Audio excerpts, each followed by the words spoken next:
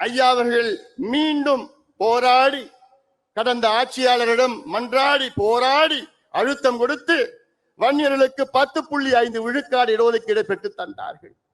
ஆனால் அதையும் சூழ்ச்சியாளர்கள் அதை கெடுத்து நீதிமன்றத்துக்கு சென்று நமக்கு எதிரான ஒரு தீர்ப்பு வந்தது.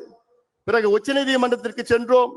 உச்ச நீதிமன்றத்திலே தெளிவாக தீர்ப்பு கொடுத்தார்கள். என்னவென்று, தமிழ்நாட்டில் வன்னியர்களுக்கு உள் ஒதுக்கீடு கொடுக்க எந்த தடையும் கிடையாது. அது நீங்கள் தாராளமாக கொடுக்கலாம், தரவுகளை சேகரித்து நியாயப்படுத்தி கொடுங்கள் என்று உச்ச நீதிமன்றம் சொன்னார்கள். சொல்லி எவ்வளவு நாள் ஆகுது தெரியுமா? தீர்ப்பு வந்து எவ்வளவு நாள் ஆகுது தெரியுமா?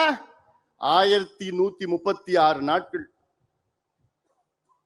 1136 நாட்கள் தீர்ப்பு வந்து, ஆனால் தமிழக அரசு கொடுப்பதற்கு மனமில்லை. முதலமைச்சருக்கு கொடுப்பதற்கு மனமில்லை.